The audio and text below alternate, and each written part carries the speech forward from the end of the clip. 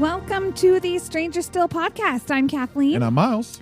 And here we are back doing our character by character rewatch as we follow the 11 main characters through season 1 through 4. It's all about the cast and the characters. That's what we love about Stranger Things in the end. That's why it's so good. They just picked an excellent cast. Mm-hmm. Be sure to follow us on Twitter, TikTok, YouTube, Stranger Still 22. Subscribe, share, review us on Spotify, Apple, wherever you listen to your podcasts. Our fourth character, the Russian brute terminating, demogorgon decapitating, the coffee contemplating, police chief. You don't mess around with Jim Hopper! And if you have previously listened to our podcast, you do know that Hopper is one of my favorite characters. Mm-hmm. I wrongly assumed, though, that this would be an easy, delve into Hopper. I thought it would be a really easy episode, but as I was making my notes, he is just such a deep character. I don't know why I ever thought it was going to be easy. There's a lot going on with Hopper, and I look forward to talking about the show. The tone that changes in the show from season 1 to season 4 sort of obscures how kind of dark and sad Hopper's story actually is. Super dark and sad. Well, let's get right into it. All right. Season 1, we meet Hopper is super dark and sad. He's pill popping, grumpy sheriff, moved back to Hawkins. We know there's some sort of loss in his life, and the first thing that happens in a long time as a chief of Hawkins is that Will Byers goes missing, and she doesn't really believe, Hopper doesn't really believe Joyce that, first of all, that he's missing at all. Right. I mean, this is for him. This is the worst thing that's ever happened in Hawkins ever. Ever since Eleanor Gillespie got attacked by an owl or whatever. And he definitely doesn't believe her that there's anything supernatural going on. And when they find the body, he is the one at Joyce's house to tell her. Long arms and it didn't have a face. It didn't have a face. Joyce. It didn't have a face. Listen to me. Listen to me. After Sarah, I saw her too. And I heard her. I didn't know what was real. And then I figured out that it was in my mind, and I had to pack all that away. And he delivers that so well. It is a stark contrast to the scene in the pilot. The pilot. What the pilot? I'm having trouble pronunciating words. Even today pronunciation. In the pilot, he is very dismissive of her. Oh, yeah, in absolutely. general, he's not missing. What's Lonnie's number? And here he is very serious. And I've always felt like this is kind of what shakes him out of the 5-year bender. Yeah. Reality has hit again, this tragedy for someone that he cares deeply for. And he really relates to Joyce, too. Yeah. And I have to say, okay, I kind of followed exactly what the Duffer Brothers meant for us to follow, whereas I really didn't like Hopper in the first half of that first episode. Right. And then, gosh, so much happens just in the first episode. I know this isn't from the first episode, but you, by the end of the first episode, you start to actually like Hopper. And then you get to scenes like this where he's truly being very logical, but also very caring, truly trying to connect with Joyce in this moment. While helping her cope with the death of her son. Yeah. And he doesn't believe her, but he shows such compassion for Joyce there. Yeah. She says the thing with a face, and he says, okay, elaborate on that. Mm-hmm. He's like, I guess. He doesn't just shoot her down. No. There's something very touching about that. Yeah, very caring, very touching, very empathetic. Yeah. Which is not the guy that we thought we were getting in the first episode, as you think. No, my gosh. The Duffer Brothers really had me there. He comes to believe Joyce further as he investigates, leading him all the way through series of things. He sees the coroner was sent home. The state trooper was told to call in the body. He eventually is at the morgue and cuts open the body of the dead boy to find out that it is fake. And then he doesn't go to Joyce right then. He goes and breaks into the lab and views, the gate, the rip. Why? Okay, try to help me with this. why does Hopper go so far? I mean, he commits multiple beatings of multiple authority figures. He's cutting open a kid in a morgue. Why does he go so far? Honestly, I think there is a natural progression as you're watching. I mean, so much just, again, from the first episode, that pilot episode, he's set up to believe that something more sinister is going on. But from the time he interviews Lucas, Mike, Dustin, which brings him to Will's crashed bike, he knows from that moment that something serious is going on. And then it just builds from that. So we have the connection because we know about his daughter, so he's able to empathize with Joyce. So he's more involved in this case already. But then other things, like he finds Benny shot when, again, nothing has ever happened in this town. He goes to the lab, the Hawkins lab. The lab, and when he questions them and they all lie to him, so he's they lie and he knows that they lie to him. He sees the little scrap of the medical gown on the culvert too, which brings him to the lab. Really, all of that leads him to know that something sinister is going on, and the fact that he finds out that all of these outside people are dealing with this case, this dead Will. Yeah. I think it's natural for him to be brought to this moment. He's got a healthy anti-authoritarian streak as well. The man, because we know it's his time in Vietnam. So he definitely doesn't trust what the government is telling him or doing. He's not taking that at face value. I also contend that there is some frequency with that he realizes with Joyce, that she is not acting in the exact way she would react to a death of her youngest child. Yeah. There is some frequency where he's like, she's really committed to that faceless monster thing. There is something weird here. I feel maybe it's even subconscious, but even though he's not ready to believe the supernatural aspect yet. Right. You're right. There is something subconscious. He just knows.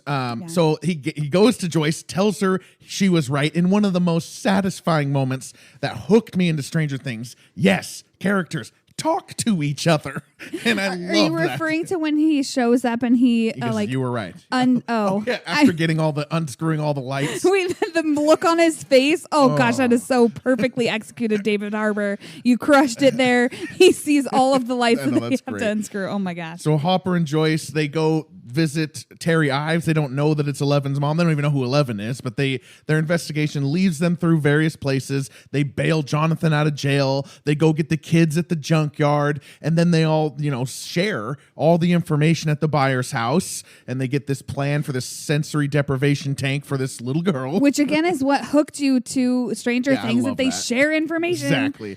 11 locates Will in the Upside Down, and Hopper says, okay, location achieved. I'm going to go get Will now. Leaves the kids at the school, takes Joyce reluctantly, and he gets to the lab, gets caught, and makes a deal with them, which I always question this. He makes this deal, gives up the location of your little pet in order to save Will. Yeah. And it does work. It does save Will. We see the flashbacks of Sarah's tragic story. So heartbreaking. Only once they are in the Upside Down do we start to actually see what happened explicitly with Sarah and her death and the loss of Hopper's daughter and marriage as they're saving Will's life with CPR. Yeah. Saving Will is what closes, or gives him at least some semblance of closure with Sarah's death, right? Oh, absolutely. I totally agree with that. So nothing can ever bring his daughter back, but Will kind of ends up being that daughter he couldn't save. So he wasn't able to save his daughter who died of this horrible cancer, but he was able to save Luke not Luke. Will. Lucas. He was able to save Will in the end. And I think that gives him this sense of purpose, this sense of reason to carry on. Yeah, because he's a fixer. He's a doer. He's a saver. He's a saver. He's a hero. Yeah, he does say somewhere in there, it means there's a chance. Do you know what I would give for a chance? Yeah. And he gets this at least semblance of that. And, one thing I didn't catch is it has been 5 years since Sarah died. She died in like 78 or 79, and the show is in 83. I didn't quite know how much time had passed, but that is there. So they save Will. Hopper does the CPR. He makes a deal with the lab. They're all sworn to secrecy, so things can kind of stay the same. In the epilogue, however, we see that he hasn't told the lab exactly everything as he puts a fresh pack of Eggos in a box in the woods. You know what? Because why would he trust them? Exactly. He has a problem with authority. Yeah. It's funny because he is authority. Yeah. So season 2, we eventually find out, or we have it confirmed for us, that although Hopper's participating in the cover-up, taking Will to appointments at the lab and stuff like that, he's hiding the real whole thing from the farmers and the police. He's harboring 11 at the cabin for a year. Of course, as you do. And they're going through a bit of cabin fever. Yep. They have those rules. Don't be stupid, don't take risks rules. And 11 is losing faith in that. She travels outside just out of frustration because he can't say when soon is. And he is late a couple times and, breaks some promises. And one of those nights, they get in a major fight. Oh, yes. I go, and I never leave. Nothing ever happens. Yeah, nothing happens, and you stay safe. You lie. I don't lie. I protect, and I feed, and I teach. And all I ask of you is that you follow 3 simple rules. 3 rules. And you know what? You can't even do that.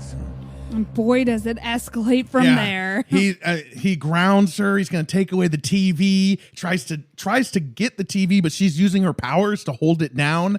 And then he just destroys the TV, which is her like one connection to the outside. She goes absolutely insane after that and shatters the windows. We talked about this before, almost involuntarily, right? She's just in absolute pain. Her anger, it just explodes outwardly. Shatters the windows of the cabin. It had to be cold in there, in that cabin in October. I love that that's windows. What you focused on is that, gosh, it had to be cold in there. But, oh my gosh. I think this is a great scene. Yeah, it's a brutal fight, and it is a great scene. It's such a great scene because you think like, okay, Hopper was a dad, so he's got the experience as a father, but he doesn't have the experience of being a father of 11. Yeah. And also, okay, so like 11 at this point has kind of filled the void of Hopper's late daughter, and he's like protective to a fault, which is why he gets so angry, which is like the worst reaction he could have had for her situation. Right. He is trying to control her basically the same way Papa was controlling her, which is the wrong way to act. And he has kind of been lying to her, by just kind of skirting around like when she can leave. Yeah, because what is the plan, right? I mean, he's got her in this protective bubble wrap. She's the same age as his daughter would have been, and he's got this romanticized vision of his daughter, who passed away a long time ago. 11 needs to experience the world, and Hopper is not calibrating for that. No. Now 11 did break the rules, and they're just not talking. They're not a team, really. Yeah, he is out of his league in this moment. Yeah. I mean, there is an actual external force that is looking for her at all times. So he has reasons to be protective. Yeah. But. And then the big mistake for Hopper is the next day when he goes to apologize, or he's about to apologize, knocks on the door, he's like, "Hey, kid." And you can see his face, and he just kind of falls into it. He's unable to process his emotions, defaults to anger, and goes, "This place better be spotless."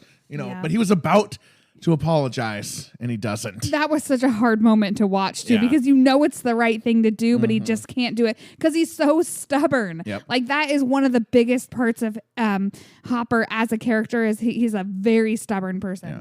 And 11 runs away. I mean, that's the final thing for her. But Hopper does not ever really find out about that runaway because he goes over to Joyce's house where they've got a little thing going on. And that's kind of the problem, too, that kind of leads them to this, by the way. I just want to point out, like, he hasn't been there a lot. He's been so involved in this case, and he hasn't really been, like, as present as he should be. I mean, you have to like give him some understanding. There's a lot of stuff going on. Yeah. But anyway, so sorry. Go ahead. One of those things going on is that Will has a possessed mind yes. flare now memories. You know, just little things. One of the old now memories cases. And Hopper and Joyce, they have him draw with crayons. They realize that they all can, or Joyce realizes that they connect, and they're all of Will's crazy drawings. Hopper's like, those are vines. I know the perfect farm where those probably are. And I'm going to go drive away to dig into them. But he does not tell Joyce or Will or Mike or anybody what he's going to do. He leaves alone to go dig into the tunnels. He does so all by himself, reaches a point, and then goes inside of the tunnels. Why does he make this stupid decision? Well, you know, I think like this is just a part of his character. So we know he's stubborn, and we know he's a hero, and that he always wants to protect people. Yeah, he's the protector. So I think has this fear and like this desperate need to always protect people that he's not willing to risk putting anybody else at risk. Yeah. And he always thinks that he has to do it by himself. Yeah, and he makes stupid decisions like this. Yeah, I'm going to get rid of this for Joyce. You know, she's got this baggage. I'm just going to go just abolish it. Yeah. The digging was fine. The going in was the real problem. It was like he should have told somebody. Yeah, it was one of those horror movie moments where the character, what the hell are you doing? Well, he is saved because luckily Joyce, Will, Bob, Mike, and the flame-throwing lab soldiers all figure out exactly where he is and light fire to the stuff as he's really about to die, right? I mean, they have the upside down has like vined him to the floor. He's brought to the lab where he is unfortunately present for the witness of the Will Flair trap where all the soldiers die. God, yeah. The demodogs come out of that gate and they're trapped in a room. And finally, the last thing he witnesses is, unfortunately, Bob Newby's sacrifice. Bob Newby. Which you talk about Hopper as the doer, as the saver, as the protector. You know that it hurt him to have to send Bob to do the thing. God, so much. But Bob made a good point. You can't do it. I can. You can't. He's the one who pulls Joyce away from the lobby as Bob is attacked by the demodogs. We never really get a chance to hear Hopper say anything about Bob. So let's just take a moment here. What do you think? What is Hopper feeling about Bob before and after the death? Well, he was never really close with Bob. And I think what he's feeling is his main feelings are the sadness he feels for Joyce, who has to go through this, probably a little anger at himself that he couldn't protect her from this loss. But I don't think that he like really mourned Bob's death the way that Joyce did. And not in like a heartless kind of way, but he has seen some stuff in his life. Yeah. Like that has allowed him to cope with death. He's seen death before. And his main concerns, even though we're all devastated by Bob Newby's death, his main concerns are for Joyce and the kids. Well, I think he and Bob with that conversation where Bob basically says, "Don't wait for me, get them out." You know, he knows what Bob wanted. They're kind of aligned in that sort of thinking. Damn. And that's a good point, babe. An image that always sticks with me is Joyce mourning, just snot crying on the bed, and Hopper's on the floor. And that image always sticks with me there. He can't do anything except for just exist in the same space as her. God, the Bob Newby death. I like what you said, though. Like, he did what Bob wanted him to do. Yeah. And that probably gave him a lot of closure. So they get back to the house. Now, remember, every single season, Hopper's plan is basically to tell the military what's happening. tell the government what's happening, because this is like some supernatural shit. Yeah. He's never on board with the kids' plans at first. No, they always have to talk him into it because they're always right. Yeah, exactly. The demodogs come to the house, after they figure out the Will Flair, and Hopper is the one who notices Will tapping out closed gate in Morse code. Oh, yeah. He's the one who notices that. It wasn't Mike. It wasn't Mike. It's Hopper who notices. And then their position is compromised. 11 comes safe. Then there's a reunion there. Really, honestly, Hopper and Eleven's reunion isn't as big as Mike and Eleven's reunion there, because we've spent 2 seasons with them, but they kind of take a next step in their relationship as they drive to their part of the plan, which is 11 closing said gate. I've been stupid too. I guess we broke our rule. I don't hate it, by the way, this whole look. It's kind of cool. Bitch. Okay, sure. Bitchin'. Oh, this is such a good scene. You know, so they start the scene off very lighthearted when he's like trying to calmly ask Hopper questions. And then 11 explains the dangerous way she made it to Mama with the big truck and the nice man. And he's like, so let me get this straight. But he's like clearly trying not to freak out. Yep. I love that. I think we needed that like just lightheartedness after losing Bob Newby. But gosh, the dynamic between 11 and Hopper changes so much in this scene.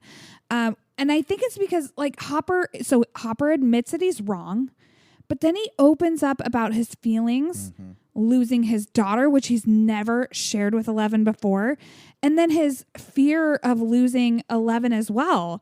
And as far as we know, this is the first time he's ever opened up to 11 in this way. And 11 needs that. Yeah. I mean, her entire life, she's been living in this lab, being lied to about everything, having no real connections with a single person. She needs to have trust and openness. And Hopper gives it to her in this scene. It's pivotal to their relationship. Yeah, because he was treating her like Sarah, who was an 8-year-old. 11 is a 13-year-old. And there's something that they take a step in their relationship, like you said. There is just something powerful for me in the fact that not only did he not tell her about Sarah, he seems unaware that he didn't tell her. Right. He's like, I've never mentioned my dead daughter to you, and we've been living in a cabin for a year together. Like it finally occurs to him, like, oh my gosh. Exactly. Like subconsciously, I have been treating you like a little bubble wrap little kid. I think that's what, I mean, he definitely, like you said, pulls some punches there. There's some moments she calls him stupid. He goes, yeah, I was stupid. You know, it's not the anger. It's not the authoritarian like figure that he was in the fight at the cabin and presumably many other times before that. And basically what they're going to do too is like out of character for him as well, because like, he always has to be the hero. Oh, you're right. He always has to be the savior, but he is bringing 11 to close the gate, which he knows is really dangerous. So it just makes the scene even more important. Yeah. This is one of the best scenes of the whole series. I mean, that's no controversy right there, the bitchin' scene. But I like what you said. For 11, Hopper is now, a guardian, a human. He's opened up to her in a way. He's not just the nicer warden of the prison. He's someone that is just something else. He becomes her dad from this moment. He becomes her dad. 11 does close that gate as Hopper shoots demo dogs off of the railing. You did good, kid. That moment there. Yes. And the day is saved. And we see 1 month later at the Snowball, Hopper and Joyce share a cigarette and he comforts her, but she's still going through it deep. But just the fact that he's at the Snowball shows that he's caring about 11 because it's, quote unquote risky, right? Right. To have her.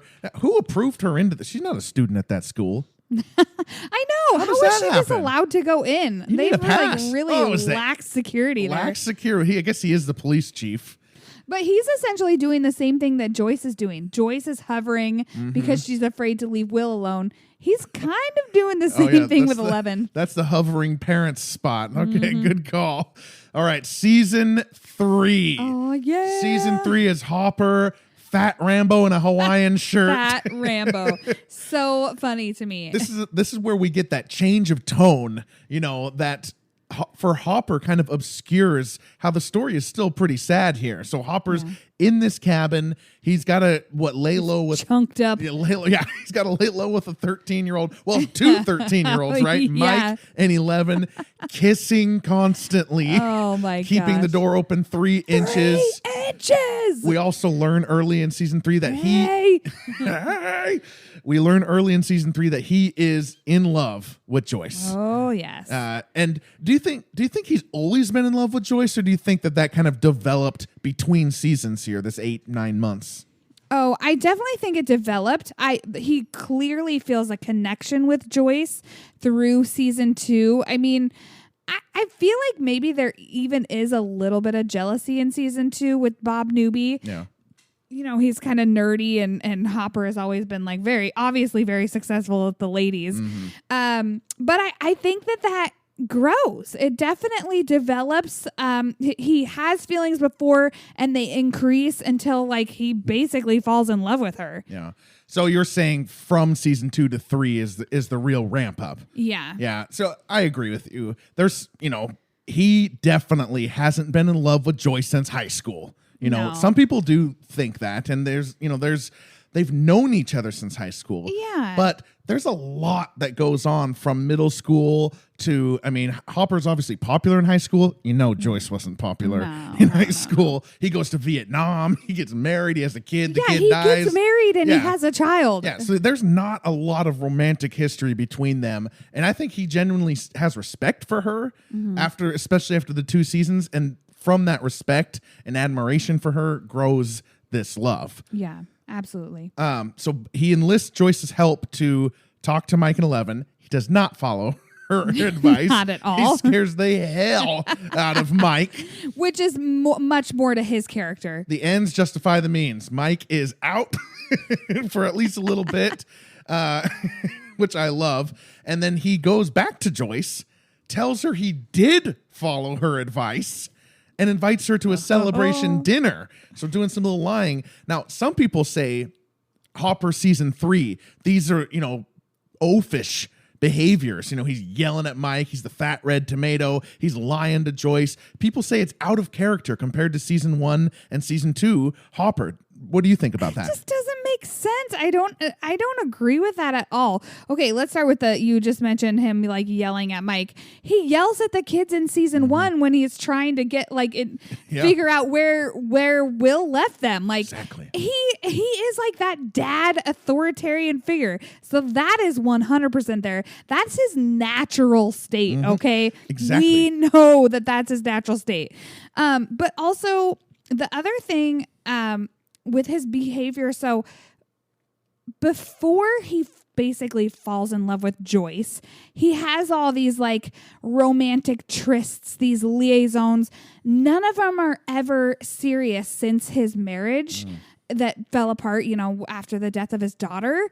And so it was like very low stakes. But now he's gotta he actually has really strong feelings for Joyce, and he has to romanticize her also with what she's just gone through with Bob, and he's trying to be sensitive, and that's not something he's good at. Right. So it's natural that he would kind of suck at this. Yeah. And I don't know. To me, I love seeing him a little more vulnerable in this moment. Yeah, I totally agree.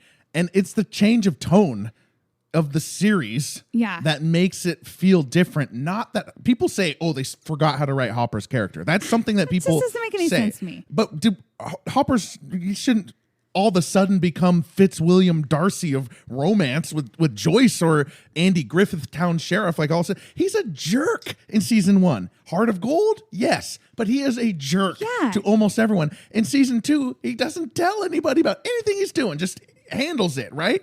He's going to keep 11 in that cabin forever. These are the things he does in season 3, the lying and the deception and the kind of, pushing around. He does those things in season 1 and 2. Yeah. Same guy.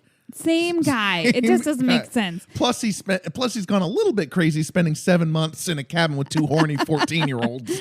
Yeah, absolutely. So I don't know. To say this is not true to his character, just that kind of irritates me. Totally agree. And they then go on the adventure. Well, Joyce stands him up at dinner because she's got to and study. he is pissed. Got to study her magnet test. Love this. She shows up and they get in that fight. They basically fight throughout the whole adventure. They find out the lab is abandoned. They go to the mayor's office. They get beaten by a Russian brute. They take Alexei prisoner. They bring him to Murray in Illinois. They get all that information to Owens. And Joyce is like, well, the information's not enough. We got to go back. Throughout all of that, they are fighting.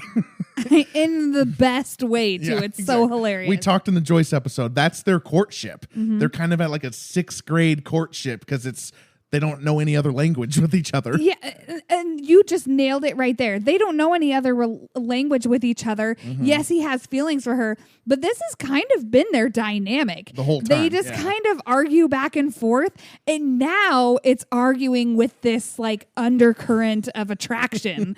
So like, gosh, yeah, I don't know. It's so funny. So they get to the fair and they figure out that the kids are not there. They're at the mall. And this is the first time they hear about the meat monster. The meat at monster. All. Hopper steps on that little piece of the meat monster, which is in the finale. So all of season 3, he has not known about the mind flayer or the meat flayer being back. Then they're in the Star Court, the food court. They're going to make their plans for the 3rd finale in a row. Hopper's like, all you kids, get the hell out of here. Barely admitting that he could use some help from Dustin and Erica in how to navigate the Russian underground base. Why does Hopper, for 3 straight finales, never accept the help of any of the kids or teens? Okay, and again, true to his character, just to show that he hasn't changed, Hopper is a protector. To him, it's unacceptable to risk anybody's life other than his own. He won't do that. But then also, okay, come on, people. They are just kids. Yeah. Like, they shouldn't be involved in this kind of stuff. And that's so ingrained in him, even though they know what needs to be done. It makes sense that he thinks that way. It's so hard for me and a lot of the audience to think that way. Because to us, these kids are our protagonists, our battlers against the upside Absolutely. down. Yeah. During the Russian operation, they set a date. Herm and Joyce, they finally come to some sort of potentially romantic understanding. They finish the plan out. It doesn't go well.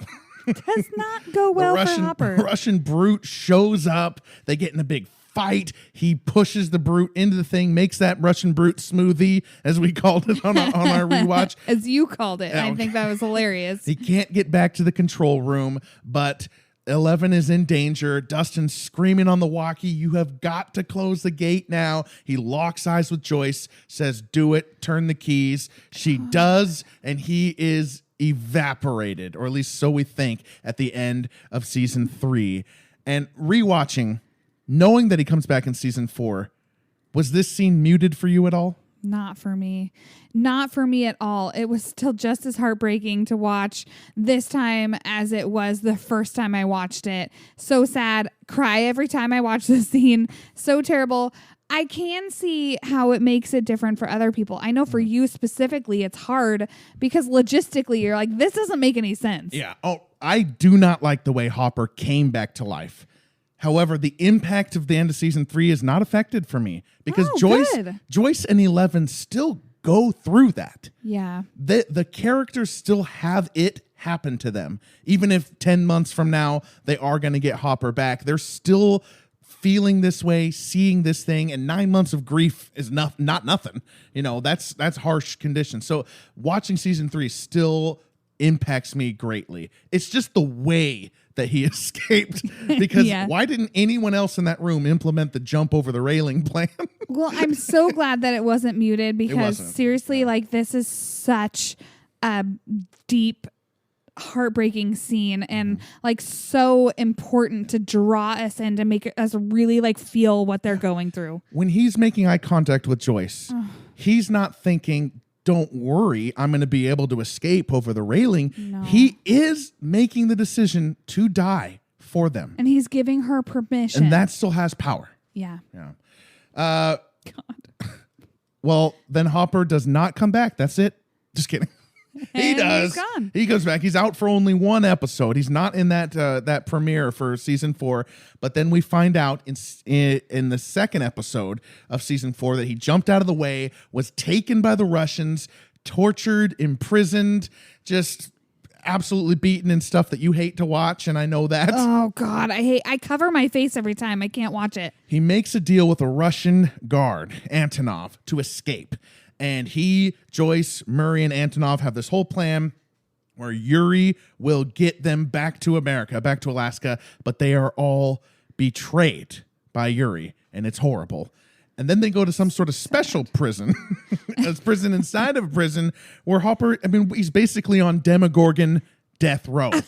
I love that Demogorgon death row. And he's reflecting upon his life.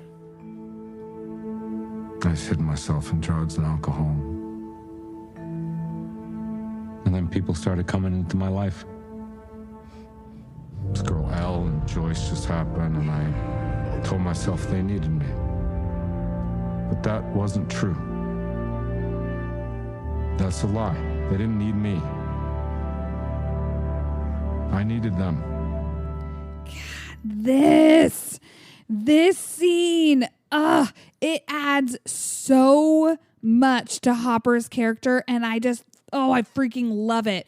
And it added so much for me to do the rewatches as well. You look back at season 1 and so much about his character makes sense. The fact that he was in the military, he has that hero complex, all of that makes sense. Oh, and it also adds this, oh my gosh, this extra horrible guilt layer to the death of his daughter too, which just makes that even more heartbreaking. Talk about the Agent Orange and just the bad genetics that he presumes that he and all his battalion mates have. Right. But the worst part about it, the most heartbreaking, is that he just he completely blames himself for everything. Everything for his daughter, everything with Joyce. He says, everyone I love, I hurt. And he thinks, he really thinks that he deserves to die. The headline of the speech at the very end was, I'm not cursed, I am the curse. Yeah. And he says they didn't need me, I needed them, as a bad thing. Yeah. He's the man, he's the protector, he's the fixer, and he's being selfish by needing them. He's saying that I failed them by needing them. And that there's something deeply tragic and something that, like you said, explains his behavior, for the seasons. He says he's cursed in the first episode. He does. You're right. The black hole. The black hole's in the bitchin' scene. Yeah, okay. But in the first episode, when he's with one of his trysts, as you said, that's a great word, by the way. You're right. He says, "Oh, you ever feel like you're cursed?" He says that to the girl, and she's like, "Just tell me when you're coming inside." No connection there. Yeah. Okay, I have to say, so delving into Hopper's character, it really made me see some similarities between him and Max. I don't know, did you notice that? Max is really stubborn in the same way that Hopper is really stubborn. There's definitely plenty of differences, but she also with her and Dear Billy, she feels like she doesn't deserve to live, and she feels like Billy's death is her fault. Wow. And then you have this kind of same thing with Joyce. He feels like everything is his fault. The reason his daughter died is his fault. The reason Joyce to him is inevitably about to die is completely his fault. Fantastic insight. That connection really works. They also both have the same opinion about whether Mike and Eleven should be hanging out only to each other. That's true. But that is true. They're both very guarded for a dark reason that. Mm-hmm. Well, they battle the Demogorgon as a team, kind of. But him and Antonov escape with the help of Joyce and Murray. Joyce mashing the buttons, Murray getting them in there. And there's this reunion. Joyce and Hopper reunite. That hug. I talked about it a lot on the rewatch.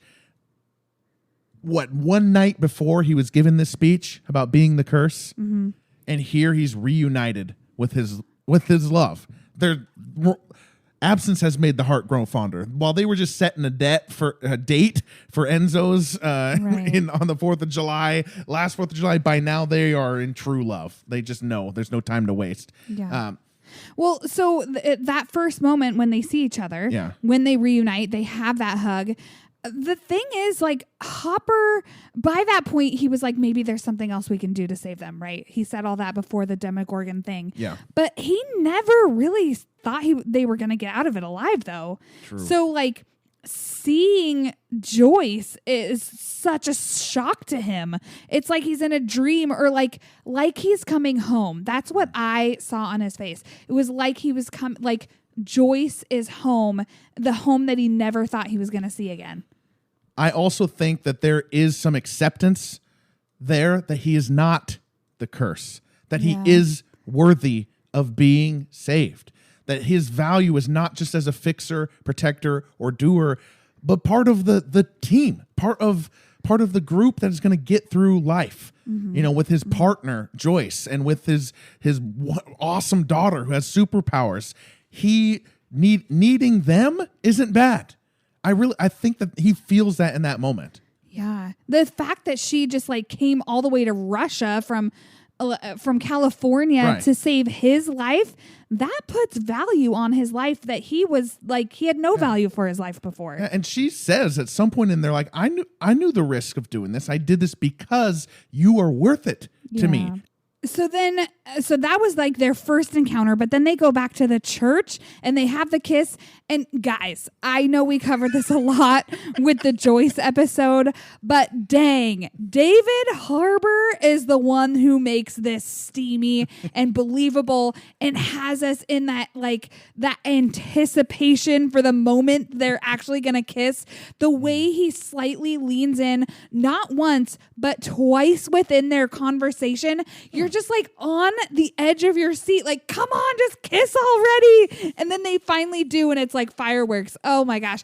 His acting in this scene is so fantastic. I think better than Winona Ryder's, but they both do an excellent job. They do. Fireworks is exactly. Happy 4th of July tomorrow, everybody.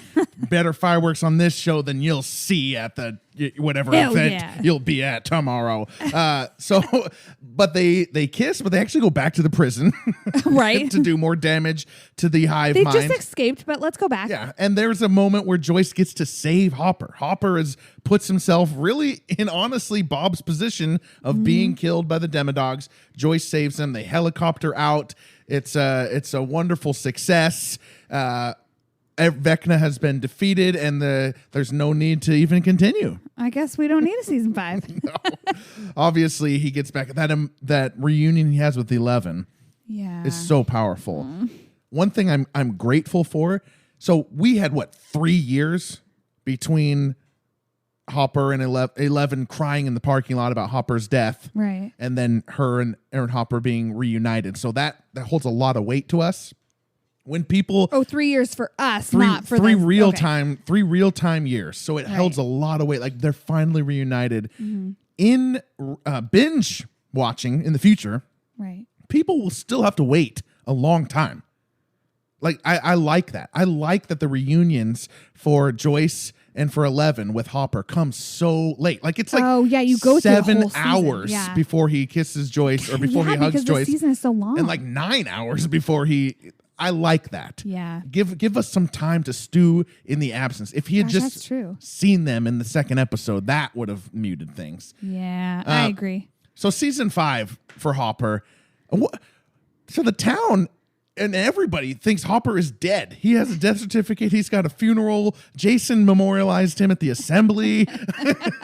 How is this going to work? Okay, well, you got me there, because I have no idea. Honestly, like, how are they going to start season 5? I mean, is it going to start like shortly after we ended season 4? Yeah. Is it going to start a couple years down the road? Are him and Joyce going to be married? I mean, is Owen still alive to be able to somehow, like, on paper make this work the way he did with 11's birth certificate? He's in Sullivan's custody at the end there. Yeah. Here's my pitch. Okay, we cut to the crack. Okay. A hand comes up. Like a big, huge, no, like Hopper's hand, and he pulls himself. He's clearly covered himself in charcoal to make it seem like he was down there the whole time. The whole town stops staring at him. One guy coughs, and Hopper, it zooms in on Hopper's face, and he goes, "It's hot down there." My God! And then he's back. Yeah, I think Plot hole solved. let's kind of let the Duffer Brothers take over from here. I think, honestly, the government, my serious answer is the government should tell the truth. Yeah, Russia took over and had a base underneath the mall and took Hopper to Russia, and now we just got him back. That's actually the better truth than there's an interdimensional demon who could snap your kid's bones at any time if they're mentally broken in any way. Yeah, but are the military? Is it going to be safe for the military to know about Hopper or 11? I mean, they were just trying to kill her. That's a good point. There's factions in the military that are trying to kill 11. Mm-hmm. You know what? I think we should leave this to the Duffers. I think you're right. All right. Well, that is Jim Hopper. Great points today, babe. Just really your favorite character. So you're locked in. We will be back for Nancy. And I'm really excited for Nancy. That's going to be a really, really good one. So many good characters to cover here. I can't wait. All right. I'm Miles. I'm Kathleen. Okay.